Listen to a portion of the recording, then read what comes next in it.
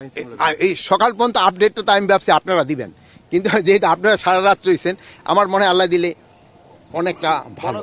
এখানে কাউকেই ছাড় দেওয়া হবে না, কাউকেই কোনো, এইটা পুলিশ হোক, বিডিআর হোক, র্যাব হোক, তারপরে আনসার হোক বা কারা হোক, যারা এইটা মানে ঠিক মতো তাদের কাজ যদি কেউ না করে তাদের আমরা আইনের আওতায় নিয়ে আসবো।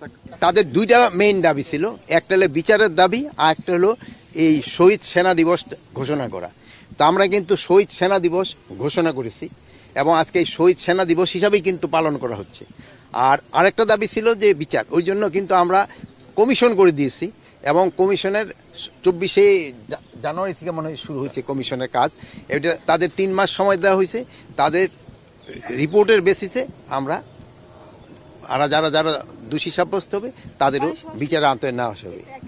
বিস্ফোরক মামলায় মানে হত্যা মামলা যাদের সাজা হয়েছিল, তারপরে বিস্ফোরক মামলার জন্য কিন্তু অনেক দিন তাদের সাজা ভোগ হওয়ার পরও কিন্তু জেলে ছিল, কিন্তু তাদের কিন্তু অনেকেরই জামিন হয়ে গিয়েছে। এখন আরও যদি এরকম থাকে, কোর্ট বসলে, এটা যেহেতু আমাদের হাতে না, এটা সম্মানীয় কোর্ট যদি তাদের জামিন দিয়ে দেয়, জামিন দিয়ে দিবে তাদের। এখন আমি এরা গত 15 বছর কেন এটা ডিক্লেয়ার করে নাই, এটা তো আমার পক্ষে বলা সম্ভব না।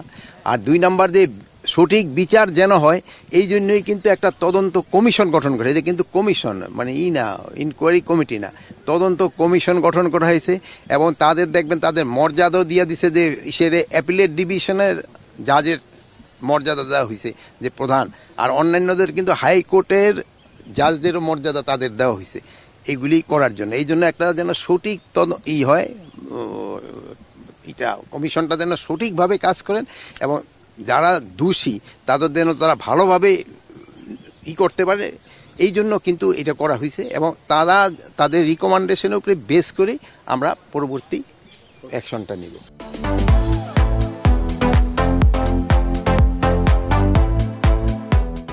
এখানে তো ওই আপনি তো এখানে তাল বাহানা কোথায় দেখলেন? এখন তো আমরা গত 15 বছরের প্রশ্নগুলি তো আপনারা ওই গত 15 বছর করতে পারতেন, বাট গত 15 বছরের উত্তর তো আমি দিতে পারবো না। এই যে আমাকে এখন যে হারে প্রশ্ন করতে পারতেছেন, এই প্রশ্ন কি আপনারা গত 15 বছর করতে পারছেন? এই ধরনের প্রশ্ন তো আপনি করতে পারেননি। আপনারা শোনেন, আমি বলি, আপনারা তখন স্বাধীনভাবে আমাদের যে কোনো ধরনের প্রশ্ন করতে পারেন। আগে যে কত ঘটনা ঘটছে গত 15 বছর, আপনারা অনেক সময় মিডিয়া দিতেও পারেন নাই, আপনার ইচ্ছা ছিল, আপনার বুক ফেটে গেছে কিন্তু প্রকাশ করতে পারেন নাই, বাট এখন তো আপনারা এটা প্রকাশ করতে পারেন।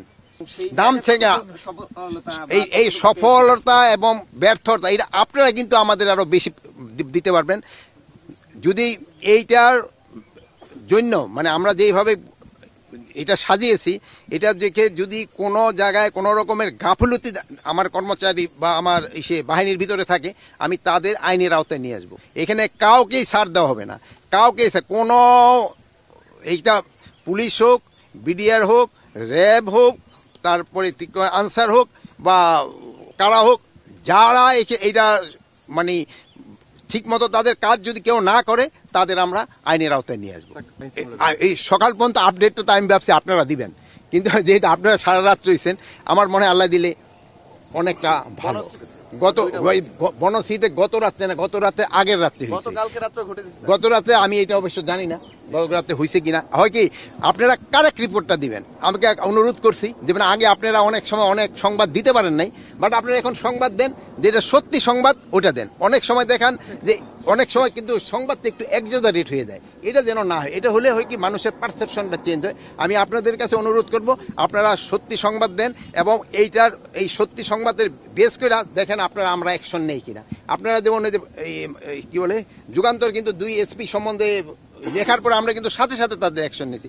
আপনারা এরকম কারেক্ট অ্যাকশন সংবাদ আমাদের পরিবেশন করেন, আমরা অবশ্যই ব্যবস্থা নিব। আপনারা ভালো থাকেন, আল্লাহ হাফেজ।